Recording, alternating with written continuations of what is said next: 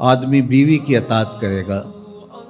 لیکن ماں کی فرما برداری نہیں کرے گا، بیوی کی ڈیمانڈ پہ فوراً بھاگ کے جائے گا، لیکن ماں دوائی کا بھی کہہ رہی ہوگی تو ٹال مٹول کرتا رہے گا، کل پرسوں ہفتے گزر جائیں گے، ماں کے ساتھ جانا اس کو پسند نہیں ہوگا، ماں کی خدمت میں رہنا، اس کے پاس بیٹھنا اس کو پسند نہیں ہوگا، ماں دھکے سے بیٹوں کو بیٹیوں کو اپنے پاس بٹھائے گی لیکن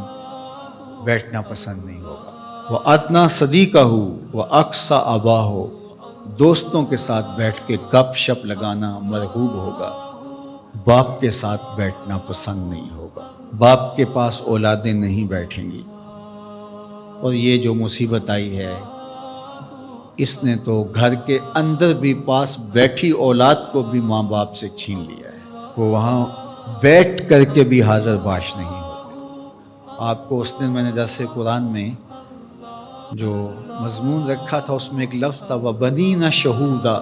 وہ بیٹے جو حاضر باش ہوں وہ نعمت ہوتے ہیں، جو باپ کی خدمت میں بیٹھے ہوں، باپ کے پاس بیٹھتے ہوں، باپ کے ساتھ جڑے رہتے ہوں، وہ نعمت ہوتے ہیں، اور جو باپ سے جان چھڑاتے رہتے ہوں، جی چراتے رہتے ہوں، پھنس گئے تو 2 منٹ بیٹھ گئے ورنہ نہیں، بالخصوص بوڑھے بزرگوں کے پاس تو اس دور کے اندر کوئی بیٹھنے کے لیے تیار نہیں ہوتا، وہ ترستے ہیں کہ ہماری اولاد ہمارے پاس بیٹھے، لیکن اولاد کی دلچسپیاں ہی کوئی اور ہیں، وہ انہیں اولڈ فیشن سمجھتے ہیں، پرانے زمانے کے لوگ دقیانوس، ان سے ہم بات بھی کیا کریں، یہ ہمارے زمانے کی باتیں نہیں سمجھتے۔ جب تم ان کے زمانے کی باتیں نہیں سمجھتے تھے، انہوں نے ایک لفظ پانی اور روٹی سکھانے کے لیے کتنی محنت کی تھی تمہارے اوپر، تم تو کچھ بھی نہیں سمجھتے تھے، تم تو حرف و صوت سے آشنا نہیں تھے، تم تو لفظوں سے آشنا نہیں تھے، انہوں نے کتنا وقت دیا اور ایک ایک حرف، ایک ایک لفظ، ایک ایک ہجا تمہیں بتایا، اور آج تم کہتے ہو یہ دقیانوس ہے۔ کہا یہ قرب قیامت کی علامت ہے کہ دوستوں کے پاس بیٹھنا مرغوب لگے گا، محبوب لگے گا، ماں باپ کی صحبت میں بیٹھنا اولاد کی تباہ میں نہیں ہوگا۔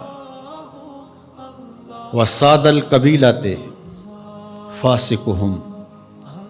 اور قبیلے کا جو سردار ہے وہ فاسق و فاجر ہوگا۔ سرداری، قبیلے کا بڑا بننا، خاندان کا بڑا ہونا، یہ صلاحیت کی وجہ سے نہیں، تقوی کی بنیاد پر نہیں، یہ چالاکی، مکاری، فسق و فجور کی وجہ سے، اس لیے کہ جس طرح کی قوم ہوگی اس طرح کے ان کے حکمران ہوں گے۔ کسی نے حجاج بن یوسف سے کہا تھا کہ تو نے حضرت عمر کا دور خلافت دیکھا ہے، تو ان جیسا انداز حکومت اختیار کیوں نہیں کرتا؟ تو اس نے 2 لفظی جواب دیا، تبازروا اتعمر لکم، اس نے کہا تم ابو ذر غفاری بن جاؤ، میں عمر بن جاتا ہوں۔ جب رعایا ابو ذر غفاری جیسی ہوتی ہے تو حکمران عمر فاروق جیسے ہوتے ہیں۔ جب ہم چور ہوں گے، ہم خائن ہوں گے، ہم بدکار ہوں گے تو اوپر رحمتوں کی چھتڑیاں تو نہیں تانی جائیں گی، اوپر بھی پھر یہی کچھ ہوگا۔ ایک روایت میں آتا اعمالکم امالکم، تمہارے اعمال ہی تمہارے حکمران ہوں گے۔ فرمایا کہ وہ اس بات پہ قادر ہے کہ وہ تمہیں اوپر سے بھی عذاب دے سکتا ہے، وہ چاہے تو نیچے سے بھی عذاب دے سکتا ہے۔ حضرت عبداللہ ابن عباس رضی اللہ تعالیٰ عنہ فرماتے ہیں اوپر کا عذاب یہ ہے تمہارے حکمران نااہل ہوں، اور نیچے کا عذاب یہ ہے تمہاری اولاد نافرمان ہوں، اور تم ایک دوسرے سے لڑنے لگ جاؤ، ایک خاندان کے لوگ شریکہ برادری کے نام سے ہر وقت ایک دوسرے کی ٹو میں رہیں، یہ عذاب نہیں تو اور کیا ہے؟ ہر وقت بھائی بھائی کو نقصان پہنچانے کے چکر میں رہے، بہنیں اور بھائی آپس میں ایک دوسرے کے دشمن بنے کھڑے ہوں، ہمسایہ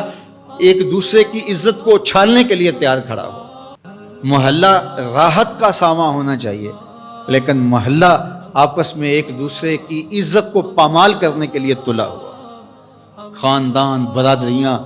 جو کہ وحدت کی علامت ہونی چاہیے، یہ ایک دوسرے کو اذیت دینے کے لیے، تکلیف پہنچانے کے لیے، ٹو میں رہنے کے لیے، کسی کے عیب کو اچھالنے کے لیے، کسی کی بہن بیٹی کی آبرو کو اچھالنے کے لیے ہر وقت اسی چکر میں ہو، تو کیا یہ عذاب نہیں ہے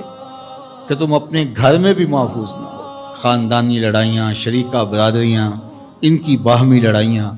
یہ فرقوں کی لڑائیاں، سیاسی جنگ و جدل، یہ کیا ہے؟ یہ اللہ کے عذاب کی ناراضگی کی صورتیں ہیں۔ اللہ تعالی ہمیں سچی توبہ کی توفیق دے۔